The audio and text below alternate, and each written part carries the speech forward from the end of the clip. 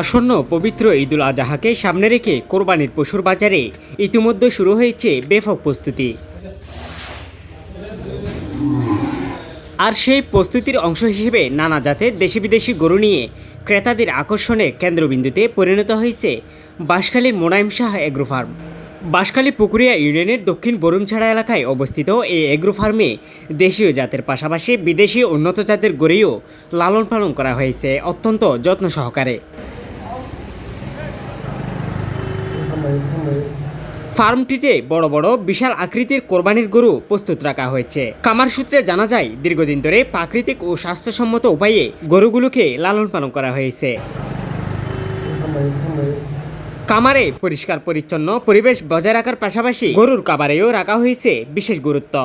Agro ফার্মটিতে দেশীয় শাহিওয়াল, পাকিস্তানি, দেশীয় ও উন্নত জাতের পশু রয়েছে বলে জানান খামার কর্তৃপক্ষ। আর গরু ইনশাল্লাহ বেশি না হলেও আরেক বছর তাহিত পরে দিন লেগে আছে। আর গরুর গ্যারান্টি আছে। স্থানীয়দের মতে প্রতি বছরের মতো এবারেও মোনায়েম শাহ এগ্রো ফার্ম বাঁশখালীতে কোরবানির পশুর অন্যতম নির্ভরযোগ্য খামার হিসেবে পরিচিত পেয়েছে।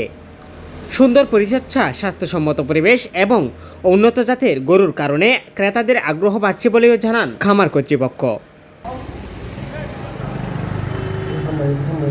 খামারের মালিক মোহাম্মদ ইউনুস জানান তারা সম্পূর্ণ প্রাকৃতিক উপায়ে পশু লালন পালন করতে চেষ্টা করে যাচ্ছেন, যাতে সুস্থ ও নিরাপদ কোরবানির পশু তুলে দিতে পারে ক্রেতাদের হাতে।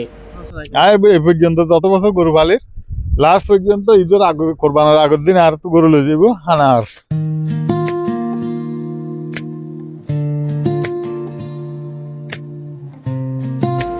News desk, Chittagong.